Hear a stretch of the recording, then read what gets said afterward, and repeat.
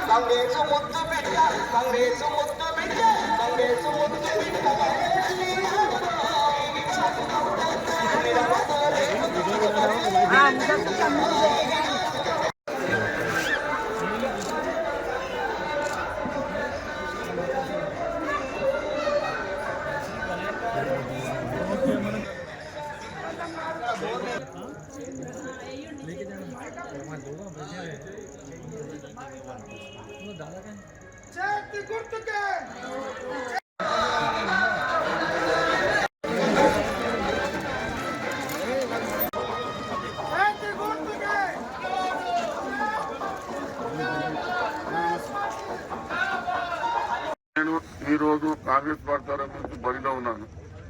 మీ సమస్యలు తీర్చడంలో అంటే ఎన్నో సమస్యలు చూసినా ఇది నిద్రపోకుండా నేను చేపించే బాధ్యత నాది. నిద్రపోకుండా పని చేసి చూపెడతా. నేను మాటలతో కాదు, చేతలతో చూపిస్తాను. పెద్ద పెద్ద నాయకులు అండదండలు మాకున్నాయి. ప్రభుత్వం మాది ఉన్నది. గత ప్రభుత్వం చేసింది ఏమో మాకు తెలియదు, కానీ ఇప్పుడైతే మేము చేసి చూపెడతాం. మీరు మెజార్టీ నాకు ఇచ్చి కాంగ్రెస్ గారికి ఓటేస్తే ఎల్లవేళలా మీకు అందుబాటులో ఉంటాను. చేసి మీ ముందు పనులు చెప్పి మీ ముందుంటాను. మీ యొక్క అమూల్యమైన ఓటును చూసి ఆలోచించి ఓటేయాలని ప్రతి ఒక్క ఓషర్ మహాశయులకు ప్రతి ఒక్కరి మరొకసారి చేతులెత్తి నమస్కరిస్తున్నాను. జై కాంగ్రెస్, చేతి గుర్తుకే, చేతి గుర్తుకే.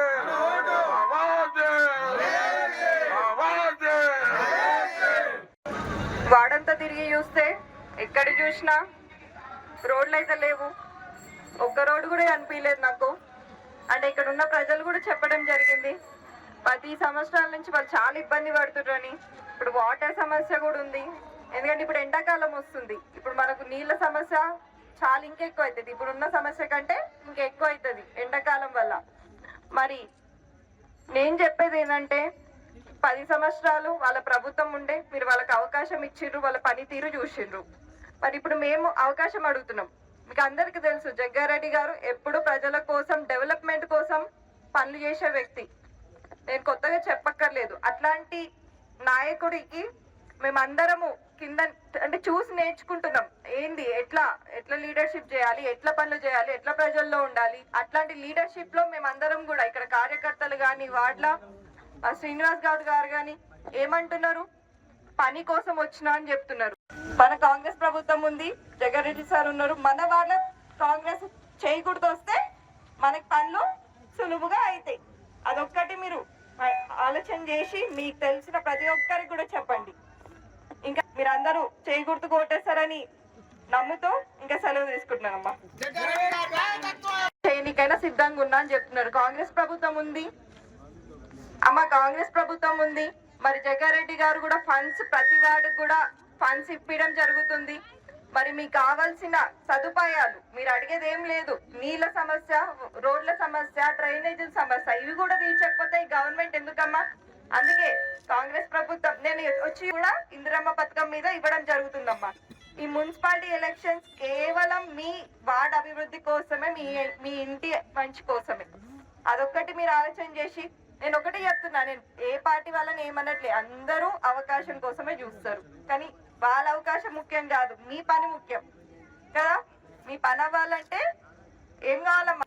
అవునా కాదా అమ్మ? మీకు తెలిసిన అందరికీ చెప్పండి. కాంగ్రెస్ ప్రభుత్వం ఉంది, జగ్గారెడ్డి గారు ఫండ్స్ తీసుకొని వస్తున్నా అని చెప్తున్నారు. ప్రతి వార్డు కూడా డెవలప్మెంట్ చేద్దాం. మరి శ్రీనివాస్ గారిని, రేణుక గారిని మీరు అందరూ గెలిపించి పనులు చేపించుకోండి దగ్గరుండి. అదొక